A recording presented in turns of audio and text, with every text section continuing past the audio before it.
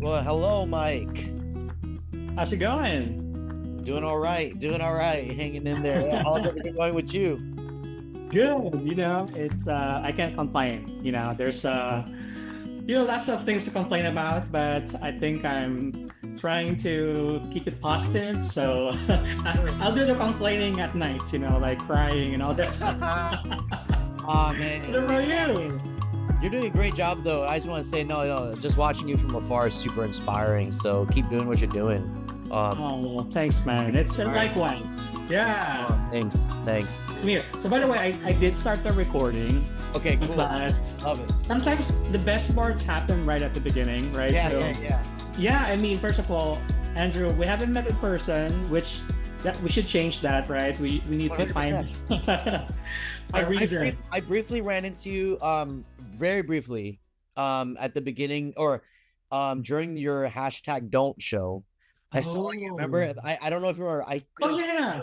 Yeah, I walked in pretty late. Uh-huh. I was coming from an event and I saw you and we shook hands. But then you were like off running. So I told Oh, okay. I remember. I yeah. do remember that. I think were you working on another short at that point as well, Yeah, or yeah. you Yeah.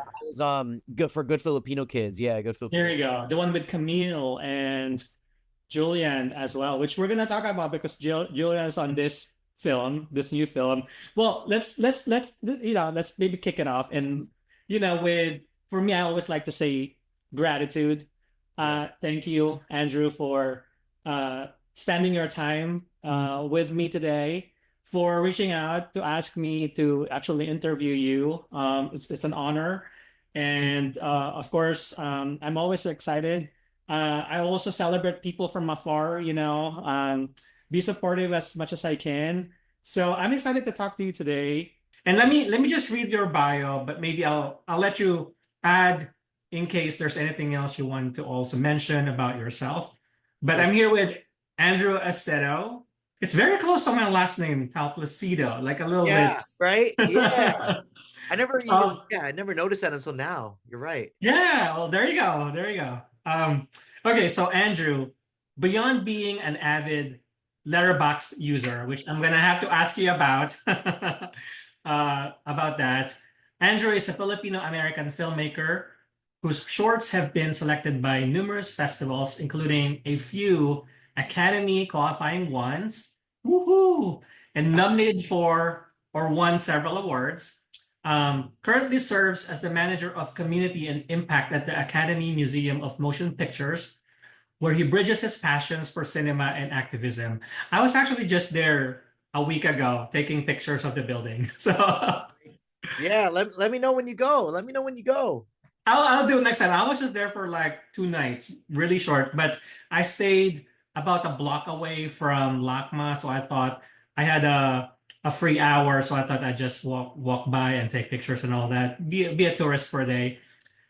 So going back in filmmaking, Andrew is interested in making dramedies that explore his Filipino culture and empathize with characters struggling to define their identities. I love that. In his community work for the Academy Museum, he seeks to foster a sense of belonging for historically excluded groups and challenge the film industry's dominant narratives. He's currently developing a short film proof of concept entitled Sugar Free Dreams. Sugar Free Dreams sounds very sweet. A Filipino family dramedy that explores intergenerational connections. Andrew, how's that That was for the beautiful. intro? That was beautiful. You read it perfectly. That was awesome. I forgot to mention that I'm a first generation Filipino American, important stuff. Wow. Yeah, first generation. Forgot to mention that part, but So tell us about your letterboxd. man, yeah, so I'm obsessed with Letterbox. I'm just obsessed with it. It's like my favorite app. like my favorite social media app. And Letterboxd is, first of all, if in case you none of y'all, if in case you don't know, it's an app where you get to log films you've watched, you get to make lists, you get to, put on your watch later list. It's a really cool movie app for movie fans. And essentially, Mhm. I sound like a Letterboxd ambassador right now. I use Letterboxd. I just love that app to review films. Like I write like whole reviews along with star ratings, and people, I think if people read enough of my reviews and see the star ratings, they kind of label me as an easy critic. That's just fine. I just love all movies. Mhm. I love movies. Even if it's like a quote unquote bad movie, whatever, what people deem bad, I'm always gonna find just, justifiable qualities in each one because I just know how hard it is to make a movie. Um, Yeah. so but anyway, I love Letterboxd because it also, like, when people ask me to recall a film, it's an instant like recall. Like I get to read and see how I felt about the movie, and it's all there. Mhm. I love Letterboxd. So if anyone's listening and doesn't use it, I recommend it. And if you do use it, I think you're vibing with what I'm saying. That's awesome. And you know what? Truthfully, I actually haven't used it that much. I Get haven't on it, Mike. literally. Get on it. Yeah, I will check it out. I will check it out. But that's a good thing you said about it, right? It's such a creative and positive outlet also for creatives, right? You're a true movie fan, you're a filmmaker. It's like the best place to really dump, for the lack of a better word, kind of your thoughts about the film. And to me, I feel like, comparing it to other apps, that's great because people get obsessed. Me too, right? Sometimes with like doom scrolling, right? On Yeah. Instagram or things like that. But it has more of a creative and positive spin. So check out Andrew. What were some of the recent or highlights from your Letterbox account? Like, what were some of the films that stood out to you that you remember? I definitely have to review this film. 10 out of 10, or maybe it's a negative, like a really strong, reaction from you that all your thoughts need to be captured in the comments or review section of it. Oh man, that's a great question, Mike. That's a great question. The last film I remember like being like, oh my God, I cannot wait to, like, be super um shower this film with as much acclaim as I can through Letterboxd. Oh man, what was the last film? Man, for some reason, the first one that comes to the top of my head is One Battle After Another. I just Okay. That film's amazing. Yeah. I'm sounding super basic. I'm trying to think of, like, okay, you know what film I saw recently? An older film, Seven Samurai by Akira Kurosawa. Yeah. So I have the criterion of that. I just recently saw it for the first time, and I was so excited to write my letterbox review for that film because I was so overwhelmed by the sheer craft of it. And I was so Mhm. excited to share my love of its craft, but also share my growing love of its filmmaker, Akira Kurosawa, who I've just recently, just as recently as like a year back, I've been really getting into. So I was really excited about to write that review, and in a low key, Mike, to, between you and I, but I guess not to everyone listening. I love writing reviews also to kind of flex my film buff muscle and to kind of, subtly, Love it. if not blatantly, flex my sort of film knowledge to the world. I mean, like, look at me, I know what Oh. I'm talking about movies and stuff. It's kind of cheesy, but whatever. In terms of like a bad film, like what's a bad film that I saw that like I just couldn't wait? All right, I don't want Mike. I can't do it. I was gonna mention like other, like the couple Netflix films I've watched. Oh man, listen, I don't want to trash. But you know what? No, no, that's good because maybe listeners can check out your Yeah, check out my letterbox. All profile. there. But you know what's interesting is because a lot of times, and maybe this is just my perspective sometimes, um, when it comes to reviews, I have this theory that most people post reviews, whether it's on Amazon or Letterboxd, Yeah. most of the time it's the negative ones that get highlighted.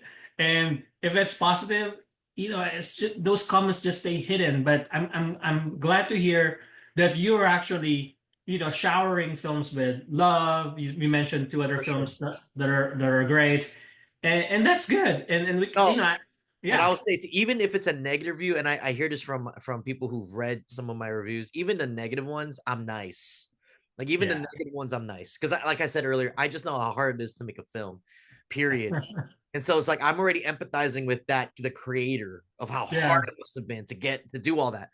So they're nice. I'm never gonna slander a film unless like something about it like triggers me. Like if it's Right. political or societally like disagreeing with where I'm standing, then maybe I might Yeah. like be a little mean or demean it. But besides that, I'm not gonna demean a film even if I don't like it. So Yeah. I can just see it, Andrew. You're reviewing someone's work, let's say a filmmaker, and you're pointing some of the constructive criticisms, and the filmmaker on the other end was like, "Oh my gosh, wow, thank you, Andrew." Like, oh man, leaving the room, feeling so inspired and, it's scary elated. stuff. I'm like, I don't know if you've had like okay, so for good Filipino, like I've had some films on Letterboxd that I've made.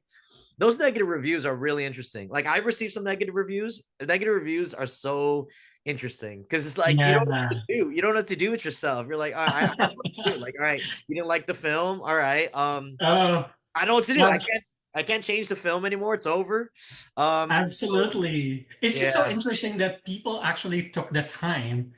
to say those words. I I mean, know. Yeah. uh, I have a bit of a fair share of those reviews because I told you I'm not on Letterboxd, but my short film was there, and Yeah. there's actually two reviews, and they're like, okay, they're really bad, but it was just interesting. It was interesting. It's always and there comes a point, Mike, where maybe you just we really should just not read reviews. You know what I mean? Like ultimately, Yeah. we're just trying our best. We're trying to create stuff, and if you like it, great. If you don't like it, great. It's not we can't control you. We can't control that. Exactly. I don't And know. also, this is good because as we pivot into some of the craft discussion in your work, when I read reviews like that, I feel like, well, internally, I kind of want to justify some of the actions, but then at the end of the day, I feel like there's no point because in the end, it's really about your process, right? How you put something into the world, the amount of work that you go through to finish something. And that's why I think we both speak the same language in terms of being showing empathy to other. Yeah. I mean, I always feel that when I try to speak to filmmakers, I always understand where they're coming from in terms of the amount of effort. See, my Filipino I my love that. Philip That was my awesome. it was caught on camera. My Filipino accent was caught live. But I guess what I'm saying is the amount of effort, right, that we put into finishing something, right? There's a lot. There's a lot. So let me ask you, Andrew, for you, maybe start from the beginning. When God created the world. No, not the part. Dude, But you're so funny, bro. Like it comes out in your films too. Also, I've seen some of your work.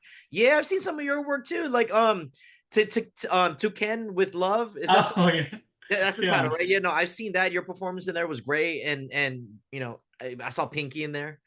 Oh Um, yeah, and yeah. I see it in your work, like your comedy. Thank you. You're fun. You're Well, a you funny know what? guy. One of these days we'll collaborate, Yeah. and now my accent is coming out again. I think it's the first generation.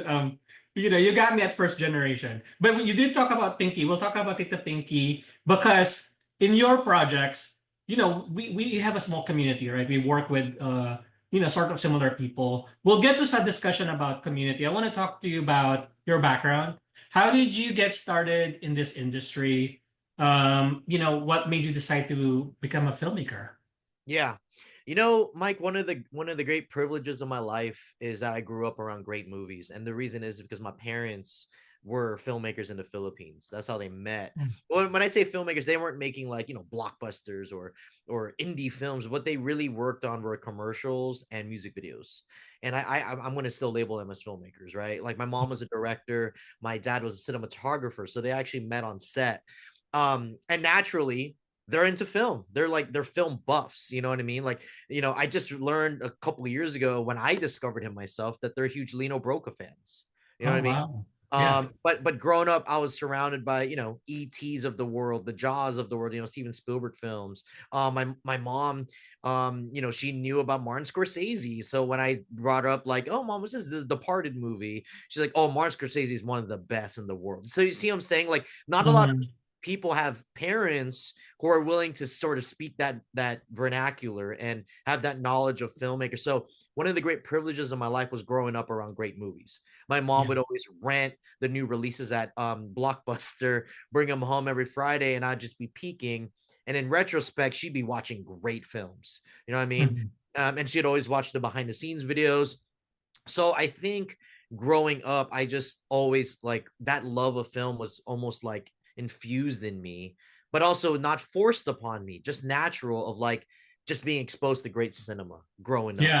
Yeah. So I've always loved movies, but here's the thing. Here's the truth, Mike, is I also love basketball, and my real ambition was to make the NBA. Then I realized, wow, I can't grow past 5'6". You know what I mean? And I'm just getting blocked by everyone I play basketball against. I played basketball in high school.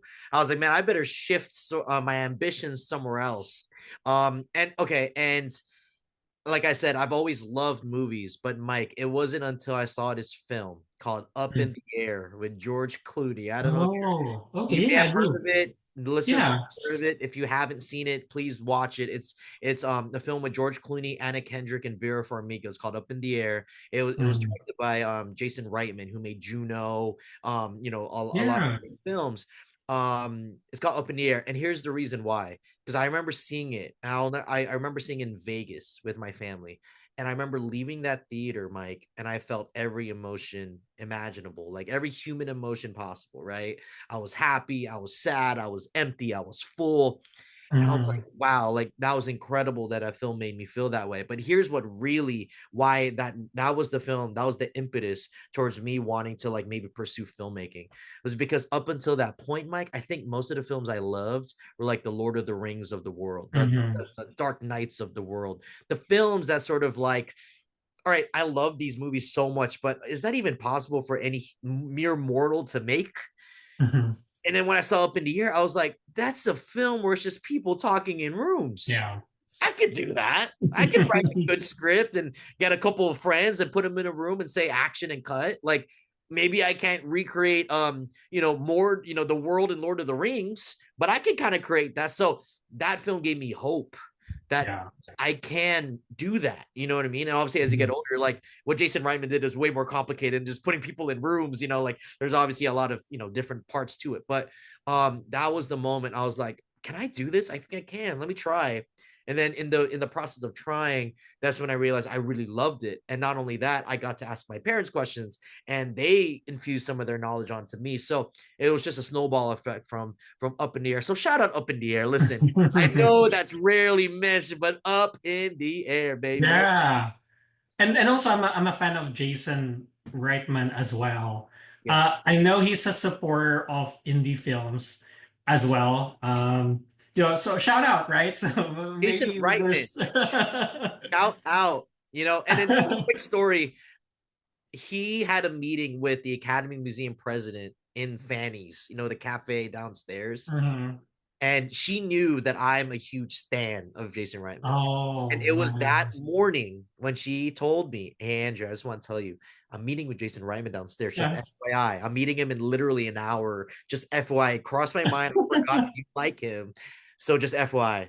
And Mike, I got cold feet. Wait, hang on a second. You met him or what No, I happened? didn't. I got cold feet. Oh, that's you know what? That's I got okay. cold That's feet okay. because I wasn't prepped. I Yeah. needed like this is like my guy. You know what I mean? Yeah. Like one of my heroes. I needed to be prepared. I wasn't. So I got cold feet. And our president Amy, she went back upstairs. She was like, "Are you serious? Did you really?" I was like waiting for you the whole time. Anyway, a You know huge what? regret, but it is what it is. There's gonna be more opportunities in the Yeah. future. So I think you were talking. I mean, there's so much that you talk about. Really, with your background, your Yeah. family background. Being in a family of creatives, and I think you talk a little bit about how that looks like. Because I'm curious to, you know, and also for listeners, I think it's interesting because, like for myself and many other Filipinos, right? Like we talked about nursing. Like I know when I was growing up in the Philippines, the choices that felt realistic. And I've heard from people a lot, my parents included, the aunties and everything. Either you go to become a doctor, lawyer, an engineering, or what's the other one? Like a business, like an accountant. Yeah. My first major was actually accounting, and then I switched to business. But you, on the other hand, it was such a refreshing uh take, really, in terms of Filipino upbringing. So, to be surrounded by creatives. So tell us a little bit more about that. And you said that they never kind of pushed this on No, you, no. and you naturally, so you were exposed to kind of the creative world, you like movies. And then were you like pursuing something else then, or aside from the basketball, I think you said. Yeah, yeah. So okay, so going back to my parents not pushing it onto me, they never did. They never like encouraged me to become a filmmaker. You know what I'm saying? But I guess one lucky thing I had was they also didn't be like, you better be a nurse or else, you better be an engineer or else. They never did that to me. And I think it's because of their creative background. I think it's Yeah. because of and I'm appreciating this more and more. We just appreciate things more and more as we get older. I appreciate more and more their open mindedness. I truly do. That's something I don't want to take for granted. But they never pushed me in a direction of filmmaking. It's when I told them, what the best part was that they supported that. You see what I'm saying? They Mhm. supported that and when I went to UCLA, and my senior year I led an internship called Space Internship. It's Samahang Filipino Advancing Community Empowerment. And at the beginning of each quarter, I would ask the students, raise your hand if your major is a major that was your choosing, not your parents, your choosing. And like no one raised their hand. Maybe one person like really wanted to be like genuinely wanted to do what they're studying, but most of them didn't raise their hand. And then some of them, it was a safe space, so some of them would open up and be like, look, I want to be an art history major. But if I told my parents who immigrated here that I want to be an art history major, they're gonna look at Mhm. me like, are you crazy? You're really gonna, and it's like, then obviously that's a whole other discussion of the American dream, and et Mhm. cetera. Like, isn't the American dream to give your child the freedom to do what they want to do, Mhm. as opposed to like trying to make them your American dream, right? It's like the whole contradiction there. But yeah, so I was lucky that my parents didn't deter me when I told them I want to do filmmaking. But they Mhm. never told me to do that. If I told them I want to be a nurse, they'd be okay with that. You know what I mean? But Mhm. to answer your question too about like besides basketball, imagine my only two ambitions was NBA or like winning an Oscar. No, like the realistic option I had in mind were actually two things: either film critic, which is probably why I'm so Letterboxd like obsessed, Mhm. because deep down probably a film critic is what that was definitely one of my ambitions. And secondly, to be a sports journalist. I wanted to write for the LA Times and cover the Lakers. So Yeah. with that said, it's so funny that there's NBA and filmmaker, and the fall offs are critics and journalists of both fields. But those were my realistic pursuits: was either sports journalist or film critic, at least to Gotcha.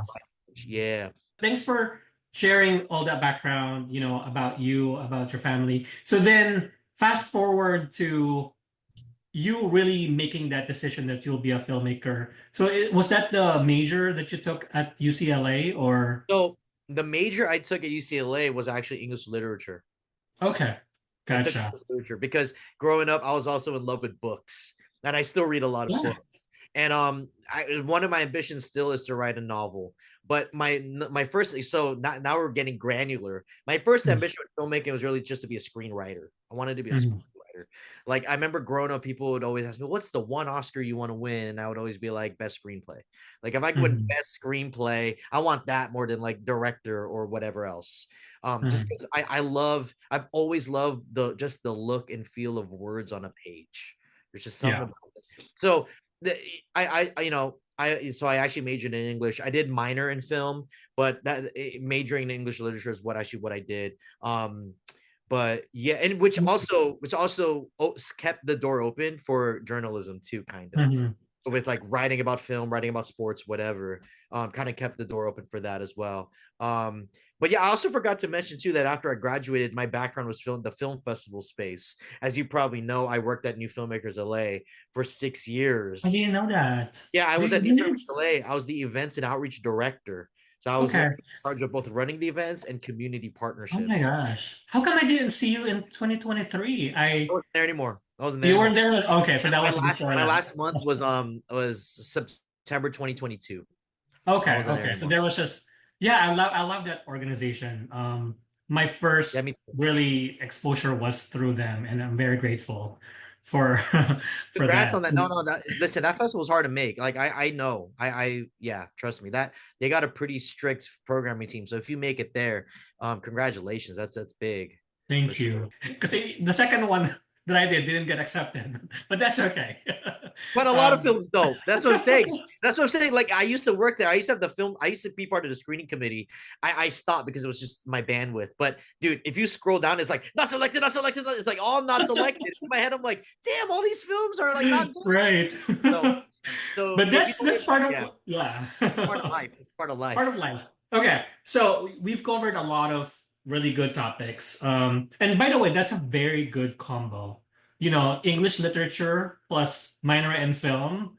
I mean, to Yeah, me, that's like what's the equivalent? Not the trifecta. There's only two, but like the best combo for like a yeah. creative career, right? I mean, you can easily use the skills, for screenwriting. I mean, you're right. Journalism is right there too. So for you, and when did it actually start on a practical level for you to actually do it? Yeah. Um, did you write first, or did you write then direct? So tell us about that. So I wrote first. I definitely pursued screenwriting first. And here's what ended up happening, Mike. I don't even know how many people notice. I don't even think my own partner knows this. But anyway, I wrote a script in 2017 and I gave it to a director I had met at New Filmmakers LA. I loved her short films.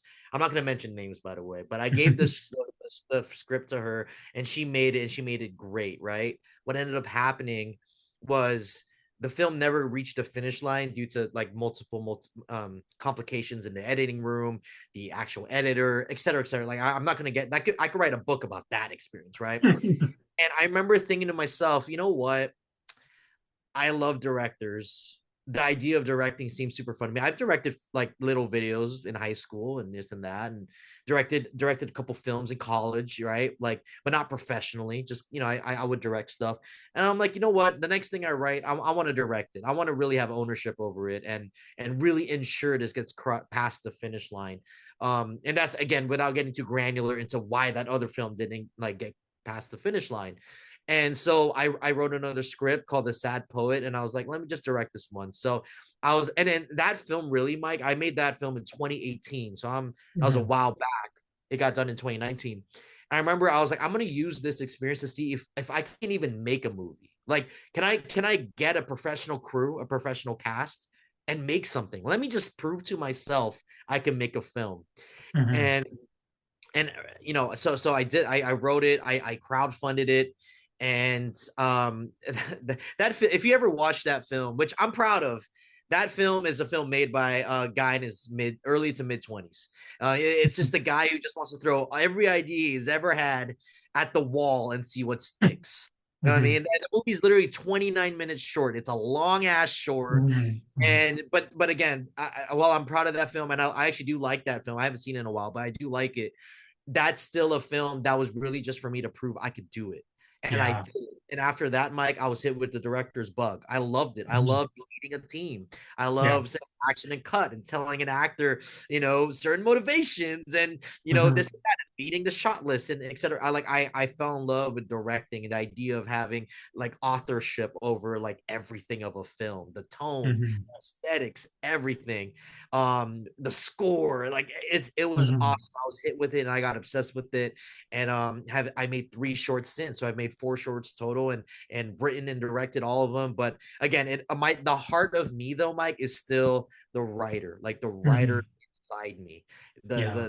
I love writing. Like I'm writing that thing that you mentioned, my bio, the Sugar Free Dreams. I'm like obsessed with writing right now, right? Mhm. And because directing, like, okay, while I gave like a little love letter to directing, you know, as well as I know, you know, directing a film is so hard. It comes with Mhm. all these limitations, whether that's budgets, whether that's whatever location, et cetera, et cetera. Writing, bro, is where like Yeah, I super like I could dream a little bit, you know. yeah, So exactly. I'm always gonna be enamored by that more than anything. But I Mhm. think maybe I was like, I want to direct though, moving forward. Everything I like, most of the things I write. Yeah, and it's such a good continuity of the the overall process, right? From the story, developing it and writing it, and then seeing it come to life.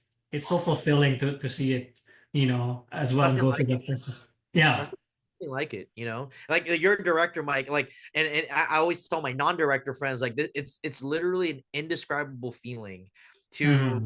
take what started as a blank page alone in a room, and then you wrote it right, and to literally sit there and see human beings bring that to life. Yeah. It's indescribable. Like unless you've directed your own That's thing, you can't describe it. You know what I mean? So yeah. yeah, you're kind of touching I upon. I totally get it. I mean, you're right. I think you used the word the bug, right? The directing bug.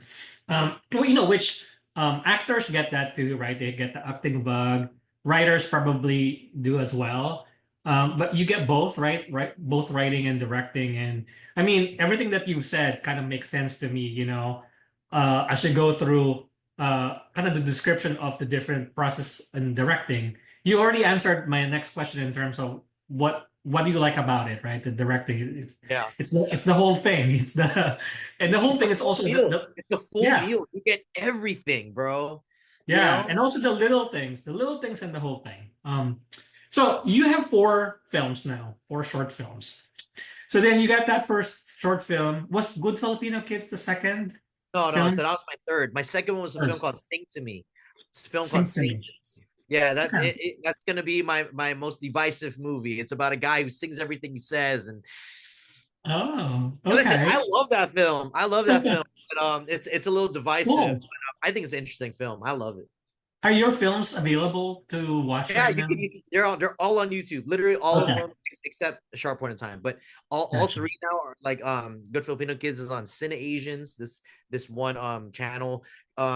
Sing to Me is on the production company's page. Because Mhm. I got some funding from them, so it's on their page. I think you'll like it, Mike. I think you'll dig it. But anyway, Yeah. We'll drop the links and I'm yeah. I'm curious about it as well. But now you have I want to talk to you about two projects, right? The first one is the one that's gonna be I don't is this a world premiere or has it premiered yet? The Sharp Yes. Point. Okay. It actually screened already in Cleveland, Ohio, in a short film festival called Short Sweet Film Fest. It screened Gotcha. there. I submitted and yeah, it screened in March already. I was not able to attend. So technically this isn't the world premiere. It's the West Coast premiere, but to be honest, it's like our first big screening where like everyone's gonna be there, like the cast and the crew. So Yeah. first time. That's So exciting. Yep. And just to remind listeners, it's at the LAAPFF, Los Angeles Asia Pacific Film Festival. So just to get it out of the way, what are some of the details of the screening, when, yeah. and how can they watch it? Or how Yeah, can they so get tickets? Yeah, so the screening is on Saturday, May 2nd. Not sure if you're listening to this before or after, but it's on Saturday, May 2nd, 2026 at 11 a.m. at AMC Monterey Park. The issue though is that tickets are sold out if you're listening to this before, but we'll see. Listen, if tickets are available, if they said tickets can be available leading up, so check if you want. But if this is Yeah. after the screening, no worries. Like you'll catch it. There's gonna be other screenings. But yeah, that's the big premiere. But yeah, please keep an eye out for other screenings on my Yeah. Instagram and stuff like that. I'll definitely be posting about them all the time. So we'll see. Cool. And I'll try to post it beforehand. And by the way, that's amazing. Great news. It's already sold out. I mean, that's Yeah, it's sold exciting. out. It's way faster than I thought. It sold out like a couple days ago. I was like, damn, it's like bittersweet. Obviously amazing, but I Yeah. wish more people had more time to get tickets. But hey, man, there's some popular Yes. people on the block like Rachel Lake Lakeo. Yeah. Milk and Honey. Yeah, Milk I and don't. honey. We know each other. We've known each other for a long time, and she's built some popularity. She's probably bringing all her folks. I get it. It's fine, Rachel. It's cool. That's awesome. I mean, we're doing the AAPI Renaissance Rally together. We have two different projects, and we're from the same community. So that's great to see, right? That we're all doing something, and we just never know. Like there could be a time in which we'll be working together. Um, We'll so work together, Andrew, Mike.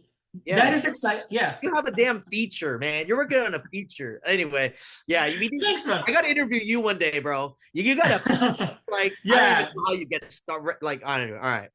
Well, we'll talk about that. I think I talk about that a lot on my page. So I want to focus on your project. So for this one, we get the schedule out of the way. So I watched the film, loved it, and obviously because we have the same some of the people that I've worked with as well. We got Julian, we got Tita Pinky, but really it's a very for me the way I describe it. There's just a lot of heart, and the way you give homage to the mom character. Maybe I want to hear more about um, how did this story start for you? And I think the main thing, and for those who haven't seen it yet, so we'll kind of make sure that they'll get a chance to see it, so we'll not spoil anything. But I'm curious about how the movie started. Was this based on real experiences, autobiographical. I'm just that's where Yeah, my head is going. Like, okay, how personal is this to you? And maybe tell us about how this movie got started. for sure. Extremely personal. By far the most personal project I've ever made. Um, it's based on some true events, but not everything Mhm. is 100% true. But it's 100% based on true feelings, at Yeah. least.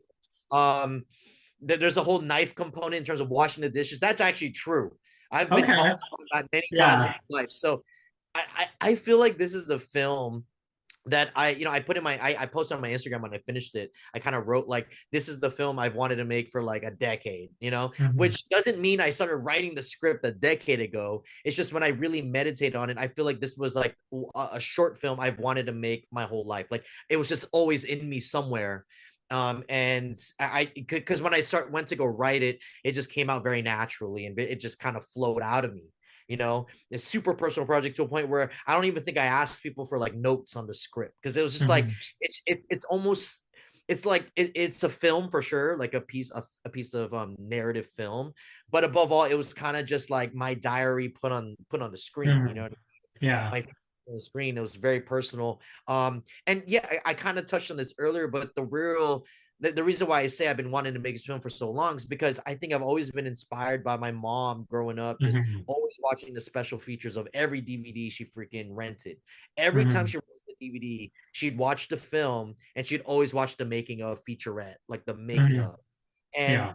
and growing up, I would hear it sporadically, like from time to time. It could be like one year, then a couple years later, she'll say it again, and then maybe in the next month, she'll just randomly mention it. But she would always tell me like, "Oh man, I think being on set is my passion." She would Mhm. just say that like out of nowhere sometimes. Like we'd be talking about film or she'd be talking about her experiences in the Philippines. And she'd be like, I think that was my passion. That was definitely my Mhm. passion. And so just growing up around that constantly of her watching the BTS of films to her constantly mentioning from time to time that being on set is truly her passion. This was always something that was always in me because then I would see her today not be involved in any kind of filmmaking or not be on set like as much as she used to be in the Philippines. And it just naturally started, these thoughts started formulating in my head of like, I wonder how she is right now, Mhm. especially with me going on sets, with me making films. It's like that contradiction, that sort of push and pull, the Mhm. juxtaposition, I'm sure creates some sort of Yeah. unspeakable or invisible tension, you Mhm. know? And Yeah. this script really is that tension, and where like little things like when I don't put the knife upside down when I'm washing the dishes, Yeah. she might snap even harder because there's probably something else. Yeah. It's not just that knife. It's just not that, you know. Mhm. It's like something else. There might be like maybe resentment or some sort of like envy or something of like almost like you're going on these sets, you're doing these things that I'm passionate about, and I just don't have the opportunity to do. So all these thoughts, things that like all these thoughts that are the result of meditations and really Mhm. thinking deeply about things, really forced me to like sort of sit down and open that script app and start trying to formulate something, put something together. And that's kind of the beginning, the inception of all Mhm. this of the short. Yeah. And it makes sense, hearing you now talk about your background, your family's background, coming from the creatives, it made sense, right? I kind of have the theory in the beginning when I watched it, and I wonder if his mom was a filmmaker, and it came through, so it's so beautiful, Andrew, to just really the way you describe the process, the place of discovery, kind of the experiences. I like what you said, 100% based on real feelings. Yeah. I love it. I love it. So let me see. So for the knife, by the way, I got scared for them because I didn't know Yeah. what's gonna happen. But I guess thank you for sharing all that about the film. Kind of just the beginnings.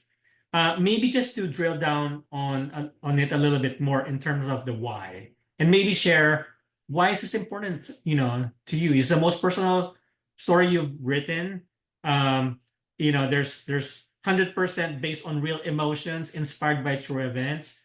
Tell us about why that Yeah. is important to you. Yeah. So first off, I the first intention when making a film like this was the way I've been labeling it is that it's a love letter to my mom, right? Mhm. But really, it's a letter of understanding to my mom. Mhm. Like I see it. Like I see that maybe you don't want to talk to me too much about my filmmaking escapades, if you will. Mhm.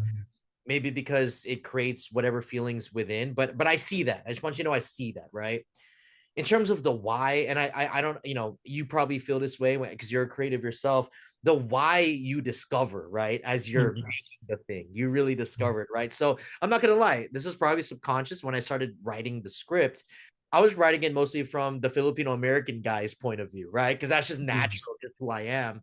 And I kind of started really emphasizing the sort of gray area that a Filipino American is in between pleasing his Filipino immigrant mom, but living Mhm. like the traditional American life of smoking weed. You know what I mean? Like just growing up regular in America, and Mhm. like so it's like kind of like that gray area of not being Filipino enough to sort of satisfy the Filipino ness Yeah. of life, but also not being cool enough with your friends who have assimilated into what it means to be like a young American kid in this life.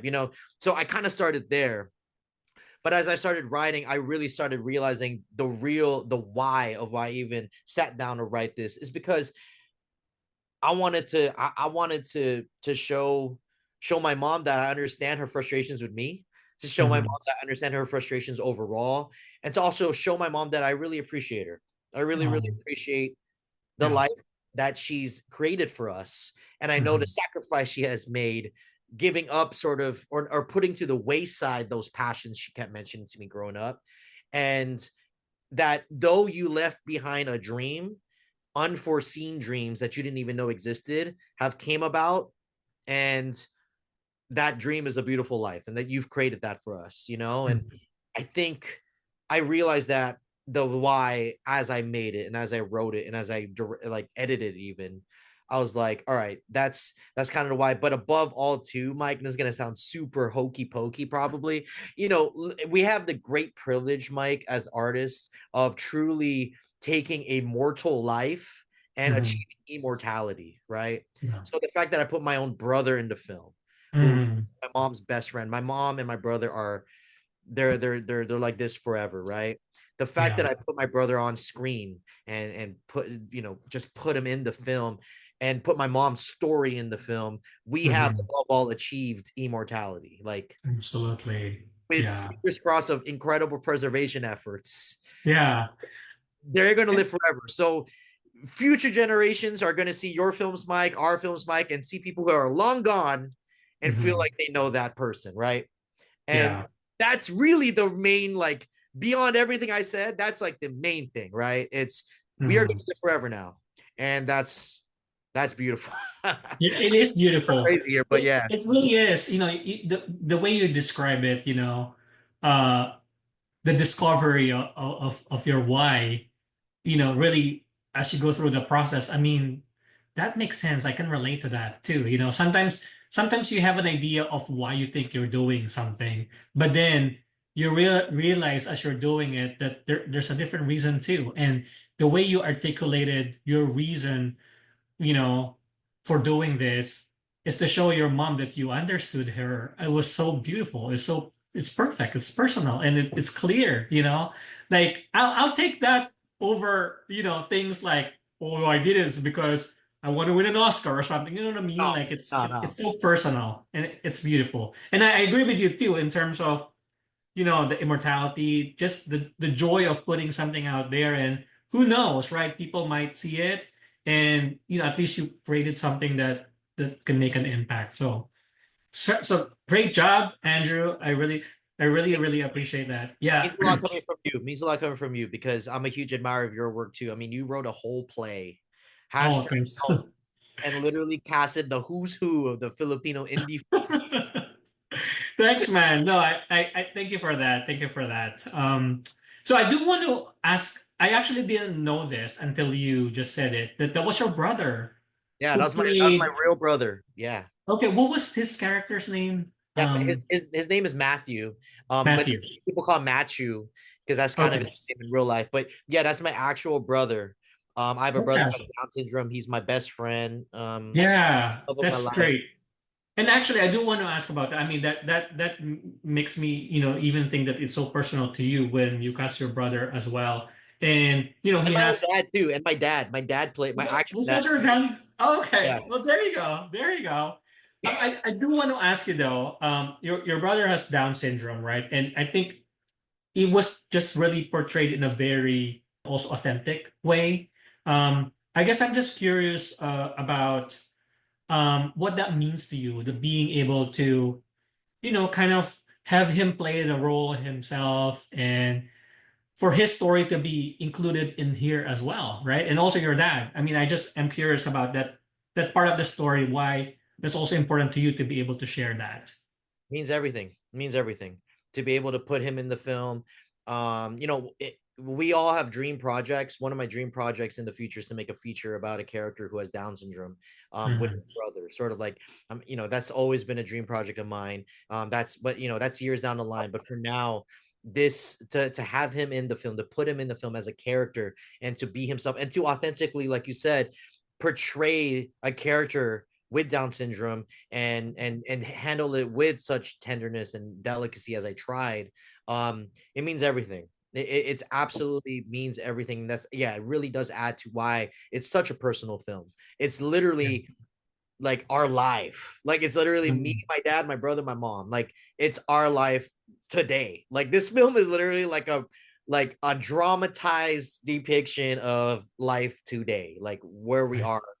Yeah. And to have him in that film, I mean, I can't wait to sit next to him in the premiere and just be there with him when he sees his face just blows Mhm. up on that screen in front of packed audience. Like, I just wonder how he's going to react to that, and I want to show him proudly. I want to show him Mhm. to the world proudly who he is. He's the most beautiful person in the world, and just to have him means everything in the film. So thanks for asking that question, Mike. Yeah, Thanks for giving me the opportunity to talk about that. Yeah, it's just to have of him course. and Yeah. to have him to show his relationship with my mom in real life. Obviously, with Tita Pinky, portrayed that beautifully. Her chemistry with him was amazing. Julian's chemistry with him was amazing, and I just want shout out to Julian because there's a scene with them in the bed and they're talking, Mhm. all improv, Yes. all improv. Like, all I Yeah. told Julian is like, I'm gonna get it started because I know how to get him started. But from Yeah. there, like, just bounce off him. And I think Julian, that was the greatest acting Yeah. Julian's ever done because it was just so perfect. Like, That I, was. I was Yeah. like amazed, and the hug and everything. It was beautiful. And then yeah, even the scene when like Pinky's kind of talking to him off screen, that's all improv too. And they Mhm. did such a great job bouncing off him. And luckily we had a dinner before, so everyone Mhm. met and Matthew got comfortable with him. But yeah, it was amazing. It was really Yeah. truly above all else an incredible experience, Mike, to make this film, and the privilege, a great privilege of mine. I guess as we get into I can't believe we've been talking for, I know, me either. you I just know. looked at the time right now. I'm like, are you serious? Right, right. But I do want to ask some one question, right? So as your film finds its audience in LA for this festival, May 2nd, you talk about your mom, your dad's in the film, your brother, and also you, right? Your perspective on being the Filipino American, I love like casting Julian as me. That's a yeah, no, that's a really great choice. I do want to ask you, in terms of takeaways, yeah. what would you like the audience to, learn about or take away from watching the film? It's a good question. First off, I hope people watch it, and if they're lucky enough to still have their mother in the world, hopefully they, maybe they'll call their mom and just be like, "I love you, mom." You know what I mean? Like it's a love letter to all moms, particularly immigrant moms. Um, Mhm. moms, mothers, women in general. I mean, they just carry a lot. They carry a lot, and I'm lucky to have incredible women in my life who's educated me and kind of put me in my place many times in my life as a guy who you know what I mean, as just a guy who grew up in very hyper masculine environments. Mhm. From my partner, my mom, like a lot of my best friends that are women, they've really educated me on the plight of a woman in this world, and just in even more so mothers, like moms. So I hope that's number one, that I hope people appreciate their moms more. Yeah. Hope people gain a perspective or add to their perspective of an immigrant from the Philippines, or just an immigrant in general who's coming to America to achieve something, when the achievement itself is that move, you know what I mean, is fighting for a better life. That opportunity is already the achievement enough, whatever, Yeah. and also I want people to just see an honest depiction of a family, just an Mhm. honest slice of life depiction of a family and the shit they go through, but also the Mhm. beauty that they go through together. And yeah, that I kind of hope. Yeah, that's a good question. And it's obviously it's up to the audience what they get. They may not get any of that and they get their own stuff, but I just want the audience to feel and think things. Mhm. Yeah. No, that's beautiful. That is a good takeaway. And I thought about my mom, especially after I watched it, and really the way you paid homage to your mom, I thought it was really beautiful. And so I'm excited for you, Andrew. I guess, my last few questions. My last question is, do you still smoke weed? I'm just kidding. Don't answer that. Anything else that you'd like to share about this film? Before I ask you something about what you can talk about sugar-free dreams. For sure. Well, I want to first say I don't anymore, but I don't smoke weed anymore. But but I miss it. I used to do it. I don't do it anymore for some whatever. Maybe I don't know. Maybe I'm getting too old for it. I don't know. But I used to do a good amount, but it's fine. I haven't in a long time. Um, I was surprised you answered it. I wasn't really, no, it's but fine. No, yeah, it's totally fine. Yeah, dude. Oh man. Anyway, that's a whole other it's so pod. different. Maybe, yeah, Yeah. maybe like a weed podcast where anyway. No, that was a while. Yeah, it's been a while. Anything else about the film? I mean, I just want to shout out my team, right? I want to shout out my incredible team. Von May Mendoza, he's my DP. He also shot Mhm. Good Filipino Kids. He was 19 years old when he shot Good Filipino Kids. So Wow. he's only like 21, 22 now, right? So Yeah. the dude is a child protege. He's amazing. So if you're looking for a good DP with some expensive cameras, which by the way, I'm not that film was that by the way, sharp point in time, he shot it in 8K, which I thought sounded cool, which shows just how I'm probably still not as experienced as I should be, because 8K, man, I don't want to shoot another film anymore. Mhm. I just want to put that out. So if Right. you're listening, Yeah. maybe 8K sounds shiny, but maybe it's anyway. That it's just the space, the hard drive. Uh-huh. But shout out to Von May. He's a really great DP. He's very collaborative. He's what he Nice. all he tries to do is capture your vision, and he loves prep, and he's amazing. So I want to shout him out. Shout out to obviously my amazing cast from Tita Pinky to Julian to my brother to my dad to even David DeVera and Tita Faye in the car crash scene, which I think Mhm. is really funny, really fun scene to do. Shout out to them. Shout out to all the Philippines extras. Like in the Mhm. Philippine flashback scenes, Randy, Ina, all the Yeah. people. And Mhm. we all love Randy, and uh, Yeah. and also, my composer Cheska, who's been working with a lot of Filipino directors. She's amazing. So yeah, shout out to the whole team. And that's it. That's basically, yeah, it's basically all else I want to say about the Yeah. film. Hope you guys see it. Hopefully you catch it in the theater. And yeah, I'm excited to see what y'all. I'm looking to cast Tita Pinky again. That's an exclusive. That's a freaking Mike. That's a You've podcast. heard it here first. Yeah. Yeah, Podcast exactly. exclusive. That's a podcast Pinky exclusive. Albea. 100%. So yeah, no, I'm working on that. It's really just, and what's really cool about it, Mike, is I've always wanted to make a film that was like purely dialogue, just all dialogue, 2 locations. I just want great dialogue, Yeah. acting. That's it. Right? Absolutely.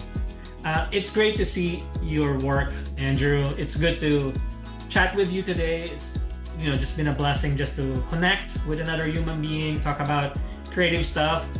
I'm proud of you. All the best, and I'm sure you'll have a great time next week.